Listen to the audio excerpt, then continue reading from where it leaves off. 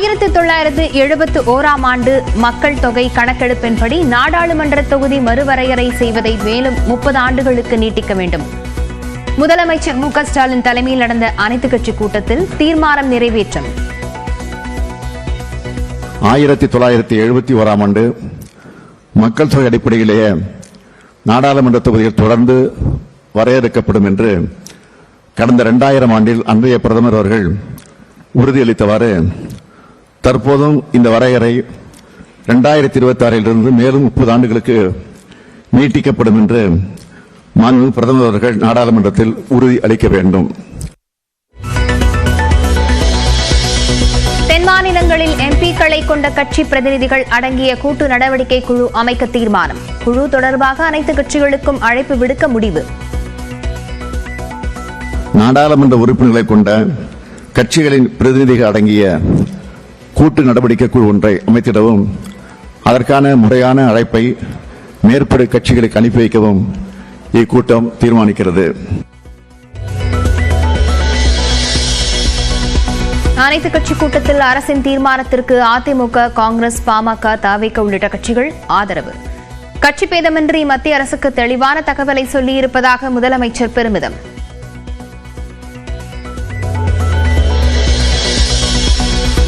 மும்மொழி கொள்கையை ஆதரித்து கையெழுத்து இயக்கத்தை தொடங்கியது தமிழக பாஜக.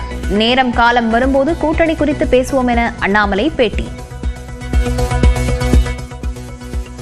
நேரமும் காலமும் வரும்பொழுது பேசுவாங்கன்னா தேசிய ஜனநாயக கூட்டணி எப்படி இருக்கும், இதில் எப்படிப்பட்ட தலைவர்கள் இருப்பாங்க, எந்தெந்த கட்சிகள் அங்கம் வகிப்போம், அதற்கான நேரம் வரும்போது இதை பற்றி நம்ம பேசுவோங்கண்ணா.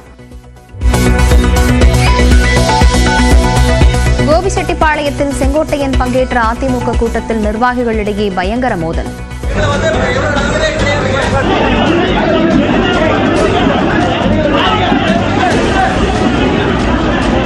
பிரச்சனையை ஏற்படுத்திய நபர் அதிமுகவை சேர்ந்தவர் இல்லை என செங்கோட்டையன் விளக்கம்.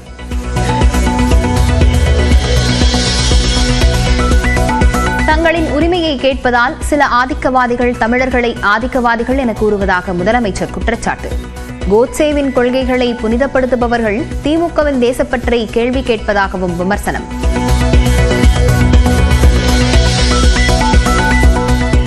விருதுநகரில் நடைபெற்ற அதிமுக கூட்டத்தில் நிர்வாகியை கன்னத்தில் அறைந்த முன்னாள் அமைச்சர் ராஜேந்திர பாலாஜி பொன்னாடை அணிவிக்க வரிசையில் வராததால் நிர்வாகிகளை கடிந்து கொண்டார்.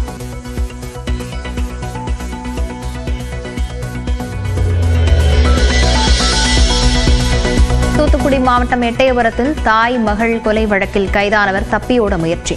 காலில் சுட்டுப்பிடித்த நிலையில் மருத்துவமனையில் சிகிச்சை.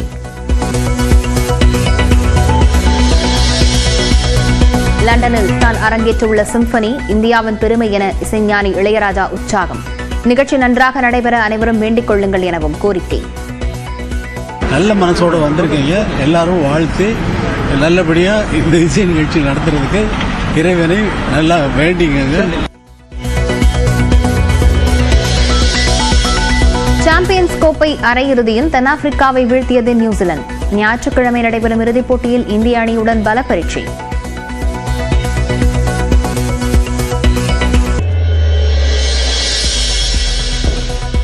ஆயிரத்து 1971ஆம் ஆண்டு மக்கள் தொகை கணக்கெடுப்பின்படி நாடாளுமன்ற தொகுதி மறுவரையறை செய்வதை மேலும் 30 ஆண்டுகளுக்கு நீட்டிக்க வேண்டும். முதலமைச்சர் மு.க.ஸ்டாலின் தலைமையில் நடந்த அனைத்துக் கட்சி கூட்டத்தில் தீர்மானம் நிறைவேற்றம். 1971ஆம் ஆண்டு மக்கள் தொகை அடிப்படையிலேயே நாடாளுமன்ற தொகுதிகள் தொடர்ந்து வரையறுக்கப்படும் என்று கடந்த 2000 ஆண்டில் அன்றைய பிரதமர் அவர்கள் உறுதியளித்தவாறு தற்போதும் இந்த வரையறை 2026 மேலும் 30 ஆண்டுகளுக்கு நீட்டிக்கப்படும் என்று மாண்புமிகு பிரதமர் அவர்கள் நாடாளுமன்றத்தில் உறுதி அளிக்க வேண்டும்.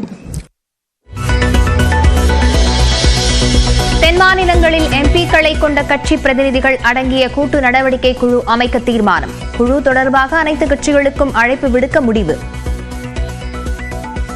நாடாளுமன்ற உறுப்பினர்களை கொண்ட கட்சிகளின் பிரதிநிதிகள் அடங்கிய கூட்டு நடவடிக்கை குழு ஒன்றை அமைத்திடவும் அதற்கான முறையான அழைப்பை மேற்படி கட்சிகளுக்கு அனுப்பி வைக்கவும் இக்கூட்டம் தீர்மானிக்கிறது.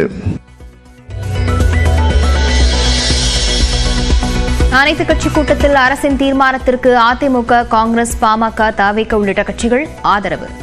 கட்சி பேதமின்றி மத்திய அரசுக்கு தெளிவான தகவலை சொல்லியிருப்பதாக முதலமைச்சர் பெருமிதம்.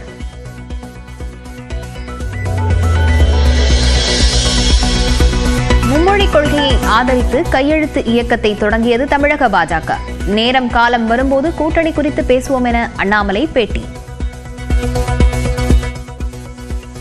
நேரமும் காலமும் வரும்பொழுது பேசுவாங்கன்னா தேசிய ஜனநாயக கூட்டணி எப்படி இருக்கும், இதில் எப்படிப்பட்ட தலைவர்கள் இருப்பாங்க, எந்தெந்த கட்சிகள் அங்கம் வகிப்போம், அதற்கான நேரம் வரும்பொழுது இதை பற்றி நம்ம பேசுவாங்கண்ணா. கோபிச்செட்டிப்பாளையத்தில் செங்கோட்டையன் பங்கேற்ற அதிமுக கூட்டத்தில் நிர்வாகிகளிடையே பயங்கர மோதல்.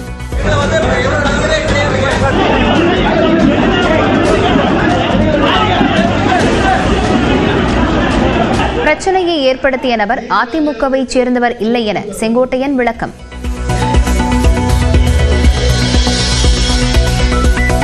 தங்களின் உரிமையை கேட்பதால் சில ஆதிக்கவாதிகள் தமிழர்களை ஆதிக்கவாதிகள் என கூறுவதாக முதலமைச்சர் குற்றச்சாட்டு.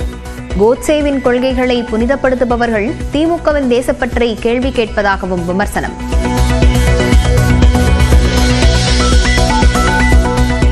விருதுநகரில் நடைபெற்ற அதிமுக கூட்டத்தில் நிர்வாகியை கன்னத்தில் அறைந்த முன்னாள் அமைச்சர் ராஜேந்திர பாலாஜி பொன்னாடை அணிவிக்க வரிசையில் வராததால் நிர்வாகிகளை கடிந்து கொண்டார்.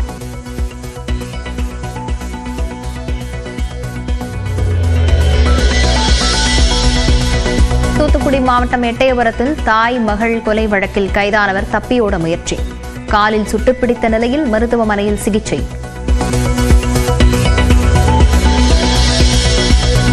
லண்டனில் தான் அரங்கேற்றுள்ள சிம்பனி இந்தியாவின் பெருமை என இசைஞானி இளையராஜா உற்சாகம். நிகழ்ச்சி நன்றாக நடைபெற அனைவரும் வேண்டிக் கொள்ளுங்கள் எனவும் கோரிக்கை.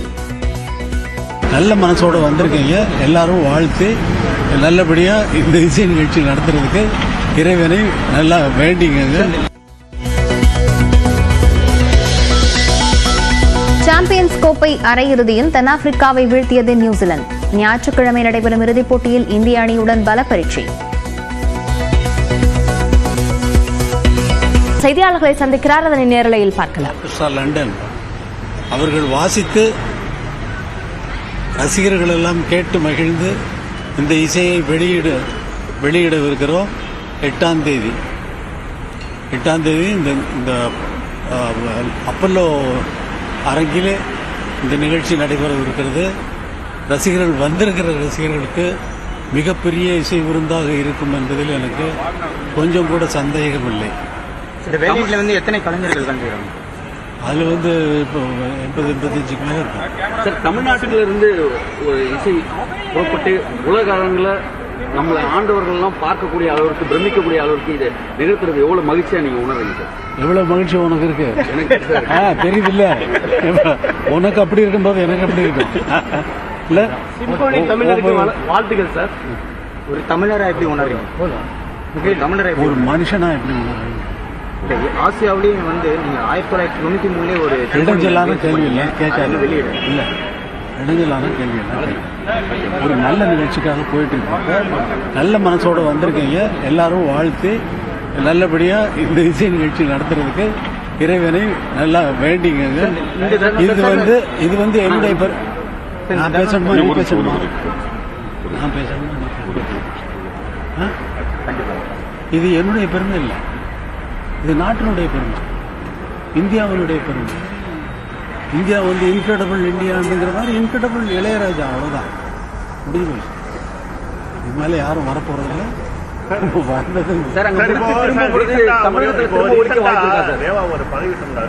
உன்னுடைய பாடல் வந்து 2K எல்லாருமே யூஸ் பண்ணுங்க, நான் வந்து காப்பிரைட் கேட்க மாட்டேன்னு அதுக்காக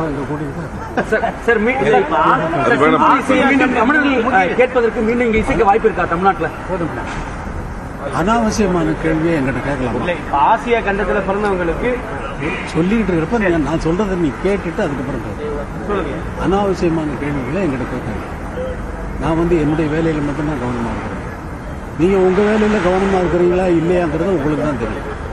அதனால் உங்கள் மேலே ஒன்றும் இல்லை, எல்லாம் நீங்கள்லாம் சேர்ந்து தான் நான் உங்களுடைய பெருமையை தான் வந்து அங்கே போய் நடத்த போகிறேன். எல்லோருக்கும் வாழ்த்துக்கள். இறைவனுடைய அருள் எல்லோருக்கும் பரிபூர்ணமாக இருக்க இறைவனை வேண்டுகிறேன். இந்த தருணத்தில் உங்களுடைய தாய் விடுப்பார். வரும் 8ஆம் தேதி தனது சிம்பனியை லண்டனில் வெளியிடுகிறார் இசைஞானி இளையராஜா. அதற்காக தற்போது சென்னை விமான நிலையத்திலிருந்து புறப்படுகிறார். அப்போது செய்தியாளர்களை சந்தித்த அவர் அந்த நிகழ்ச்சி தனக்கு மிகவும் பெருமை அளிக்கிறது என்ற விதத்தில் தன்னுடைய பதிலை அளித்திருக்கிறார்.